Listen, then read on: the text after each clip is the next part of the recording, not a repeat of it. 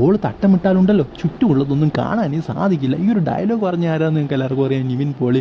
ഈ ഡയലോഗ് ആരെ കണ്ടിട്ടാണ് പറഞ്ഞതെന്ന് നിങ്ങൾക്ക് എല്ലാവർക്കും അറിയാം, ഇഷ തൽവാർ. സോ എന്തായാലും ഇഷ തൽവാറിനെ നമ്മൾ കുറേ നാളായിട്ട് മിസ് ചെയ്യുന്നുണ്ട്, അവരുടെ സൗന്ദര്യത്തെ നമ്മൾ കുറേ നാളായിട്ട് മിസ് ചെയ്യുന്നുണ്ട്. സോ വളരെയധികം സുന്ദരിയായിട്ട് ഒരു കടയുടെ ഉദ്ഘാടനത്തിന്, ഒരു തുണിക്കടയുടെ ഉദ്ഘാടനത്തിന് അവരെ നമുക്ക് കാണാൻ സാധിച്ചിരിക്കുകയാണ്. എന്തായാലും ഈ ഒരു ചിത്രങ്ങളാണ് ഇപ്പോൾ ഏറ്റവും കൂടുതൽ വൈറലായിട്ട് പോയിക്കൊണ്ടിരിക്കുന്നത്. അതിലേക്ക് പോകുന്നതിന് മുമ്പ് നിങ്ങളൊരു ഇഷ തൽവാർ ആരാധകൻ അല്ലെങ്കിൽ ആരാധികയാണെങ്കിൽ ഈ ഒരു വീഡിയോ ഉറപ്പായിട്ടും ലൈക്ക് ചെയ്യുക. വെറും 100 ലൈക്കിൻ്റെ ടാർഗറ്റ്. സോ ആ ഒരു ടാർഗറ്റിലേക്കെങ്കിലും ഒന്ന് എത്തിക്കുക. സോ എന്തായാലും ഇഷ തൽവാർ നമുക്കറിയാം ഒരു സമയത്ത് കത്തിയുന്നൊരു പേരാണ്, അല്ലെങ്കിൽ ഒരു ആക്ട്രസ്സാണ്.